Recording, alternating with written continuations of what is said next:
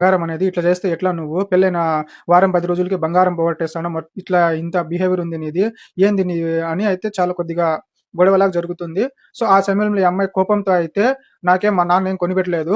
నేను 3 సంవత్సరాలు ఉద్యోగం చేసుకొని, 2 సంవత్సరాలు స్కూల్‌లో పనిచేశాను. 1 సంవత్సరం హాస్పిటల్‌లో పనిచేసి, నేను సంపాదించి పెట్టుకొని నేను కొనుక్కున్నది ఇది. మా నాన్నేం నాకు సంపాదించి పెట్టలేదు.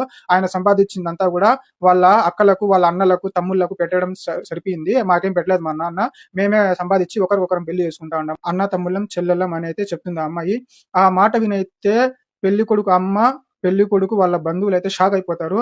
"నువ్వు చెప్పావు కదమ్మా! నాకు 10వ తరగతి తర్వాత బయటికి గూడా పంపించలేదు. ఇంట్లోనే పెట్టారు. నేను బయటికి మగాడినే చూడలేదు" అని చెప్పావు. ఇప్పుడు చూస్తే నువ్వు 3 సంవత్సరాలు ఉద్యోగం చేసి సంపాదించుకున్నావు అంటా ఉండావు. ఇంక బయట నువ్వు 3 సంవత్సరాలు ఉద్యోగం చేసిన దానివి బయట మగాళ్ళనే చూడలేదా? బయట మగాళ్ళనే తాకలేదా నువ్వు ఏ సందర్భంలో కూడా? ఎందుకు ఇంత అబద్ధం అయితే దాచిపెట్టావు? ఇంత అబద్ధం ఎందుకు చెప్పావు అంటే, మా తల్లిదండ్రులు మీకు చెప్పొద్దు అని చెప్పారు. దాచిపెట్టాలి అని చెప్పారు. ఇంక మీరిట్లా అడిగేసరికి కోపంలో వచ్చి చెప్పేసాను నేను అని అయితే చెప్తుంది.